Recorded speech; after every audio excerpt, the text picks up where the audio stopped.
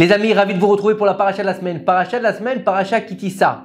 Dans la paracha de la semaine, la Torah, elle va relater l'épisode de la faute du veau d'or. Il faut savoir qu'après le don de la Torah, Akadosh Baruch Hu va demander à Moshe Rabbeinu de monter sur le mont Sinaï pour recevoir les tables de la loi, les 10 commandements comme on les appelle en français, écrites sur des blocs de saphir. Et il faut savoir qu'il devait rester 40 jours. Et après un mauvais calcul, les enfants d'Israël ont cru qu'ils n'allaient pas redescendre puisqu'ils n'ont pas vu arriver. Et le peuple juif se tourna vers Aaron à Cohen et lui a dit « Lève-toi, fais-nous un Dieu qui marche devant nous, puisque Moshe, l'homme qui nous a fait sortir du pays d'Égypte, nous ne savons pas ce qu'il est devenu. » Et Aaron accepta la demande des enfants d'Israël et il fit pour eux un veau d'or. Étrange. Dans la Gemara Sanhedrin, nos sages nous dévoilent ce qui s'est passé avant que les Juifs ne s'approchent d'Aaron à Cohen. Tout d'abord, ils allèrent voir Hur, le fils de Myriam, et lui demandèrent de construire un veau d'or. Hur, il refusa. Quand Hur refusa, qu'est-ce qui s'est passé? Il le mirent à mort immédiatement. Alors, ils allaient voir Aaron. Et après avoir vu cela, Aaron pensa que si il n'acceptait pas de faire le veau d'or, il subirait le même sort que Hur. C'est pour ça qu'Aaron décida de les apaiser en leur faisant le veau d'or. Mais attention, faut pas penser qu'Aaron il avait peur de mourir et donc il s'est plié, il a dit « Oh, je préfère mourir que de faire une idole ». Non, chas v'shalom. Aaron il était capable de se sanctifier, de se sacrifier pour la gloire d'Akadosh Baruch Hu. Il était capable de sanctifier son être pour Hachem. Il n'y avait pas de problème avec Aaron. Il n'avait pas peur de mourir al-Kiddush Hachem. Non, pas du tout. Mais en fait, Aaron, il n'a pas voulu que le peuple transgresse le même jour.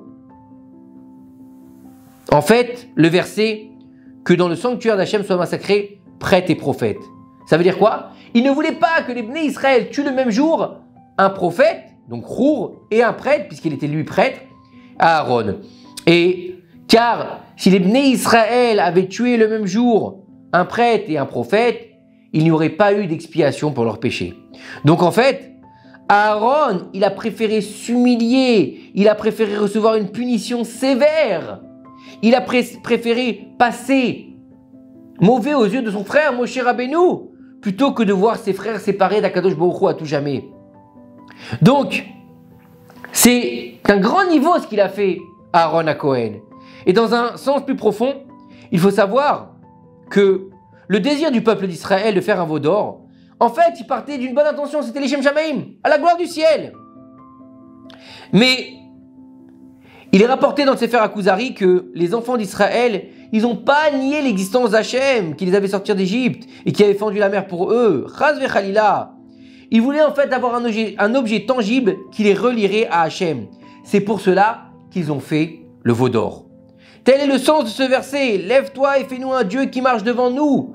Fais-nous un Dieu avec lequel on pourra le voir, le toucher. Alors nous servirons à Kadosh Baruch Hu par l'entremise de cette chose-là.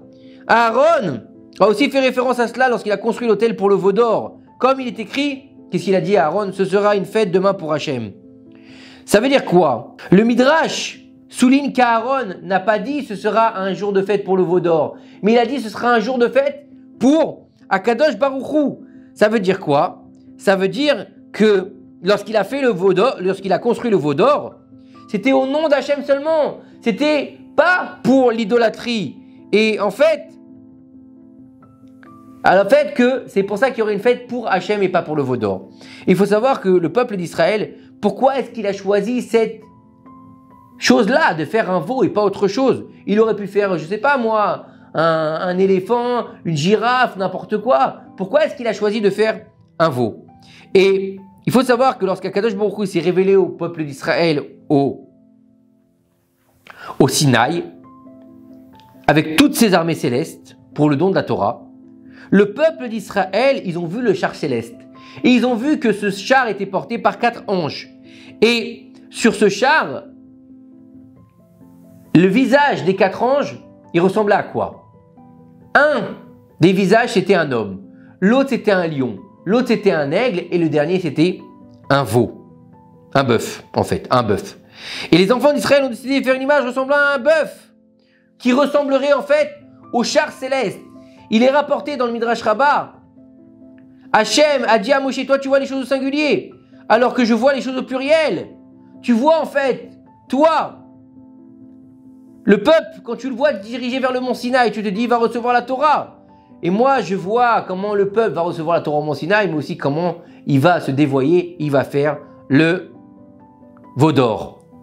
Et les enfants d'Israël, ils feront le veau d'or pour penser à moi, pour qu'ils voient le bœuf qu'il y a sur le char céleste. Mais moi, je me mettrai en colère. Pourquoi je me mettrai en colère? Parce que c'est de la Avodazara. C'est de la Avodazara d'avoir fait le veau d'or. C'est considéré comme de l'idolâtrie. Et on peut se poser la question alors. Dans le Mishkan, Hachem, il a ordonné au peuple d'Israël de construire l'arche sainte.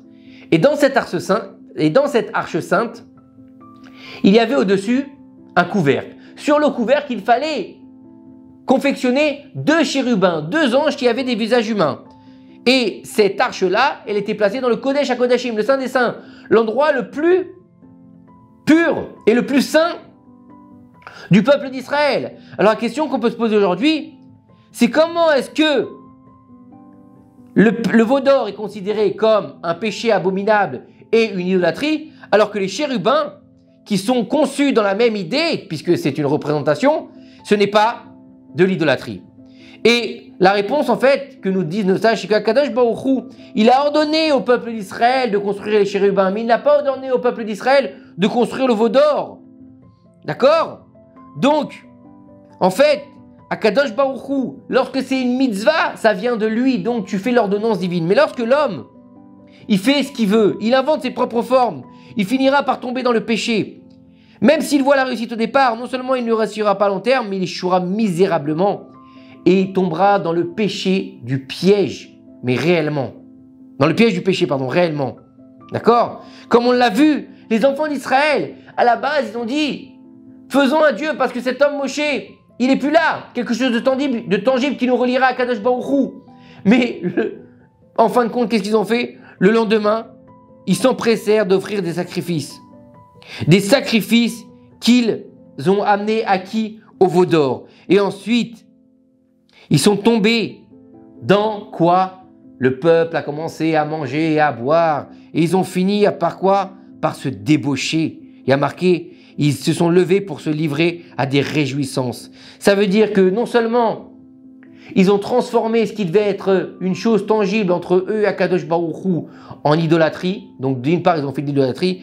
Ensuite, ils ont commencé à manger et à boire pour se saouler. Donc, faire vivre simplement leur âme animale en oubliant toute idée de spiritualité. Et à la fin, ils ont sombré dans la débauche avec les femmes. Et donc, ça veut dire qu'ils ont fait toutes les fautes qu'il ne fallait pas.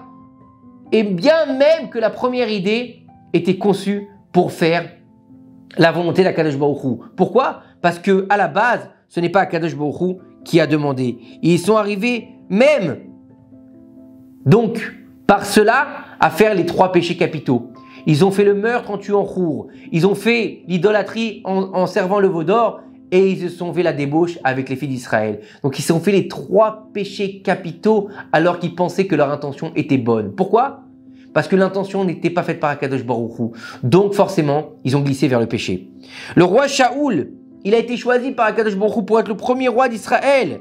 Car il n'y avait personne d'autre que lui pour ce rôle. Comme il est écrit, il était jeune et beau et nul enfant d'Israël le surpassant en beauté.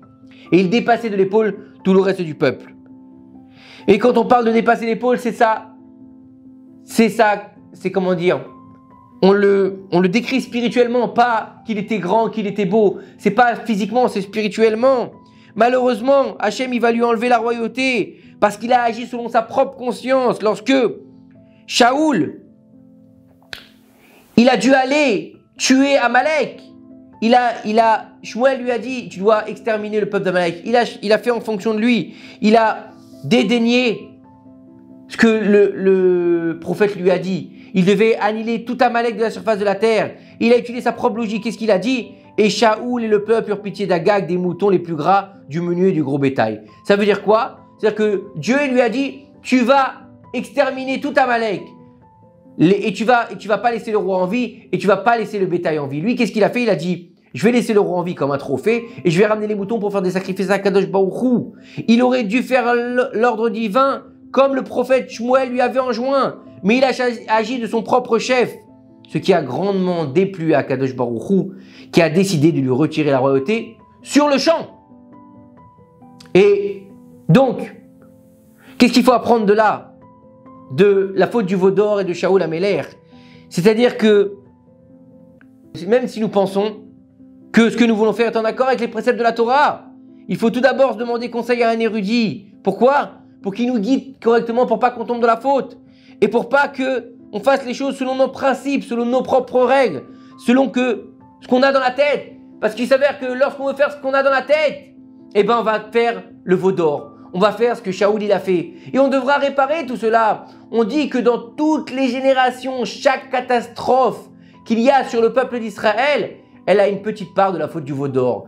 Et Shaoul, en n'exterminant pas Agag, roi d'Amalek, il fera que des années plus tard, après la destruction du premier temple, un homme se lève de la descendance de Agag et décrète de détruire le peuple d'Israël en un jour.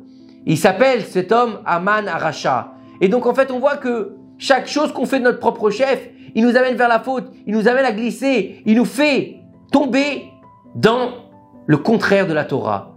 Et il met le peuple d'Israël en danger. Il est interdit de mettre le peuple d'Israël en danger et il est interdit aussi de se mettre en danger, de croire qu'on a la science infuse et qu'on est plus intelligent qu'Akadosh Baruch Hu. C'est lui qui a créé le monde, c'est lui qui a défini et qui a décidé qu'est-ce qu'on devait faire et qu'est-ce qu'on devait être. Donc il sait ce qui est bien ou ce qui est mal, il sait les préceptes qu'il faut qu'on fasse et ceux qu'il ne faut pas qu'on fasse. Alors pourquoi essayer de rajouter? Pourquoi penser qu'on a plus de sagesse que lui en disant je vais faire ça et ça va me permettre de me rapprocher d'Akadosh Baruch Hu? Non, fais ce que Dieu il t'a demandé. D'accord? Et si déjà on arrive à faire ce que Akadosh Baruch Hu nous a demandé comme lui nous l'a demandé, c'est déjà un grand niveau dans la génération dans laquelle on vit. Que ces quelques paroles de Torah, elles nous aident à faire venir le Mashiach. Amen. Shabbat, Shalom ou Mevorach.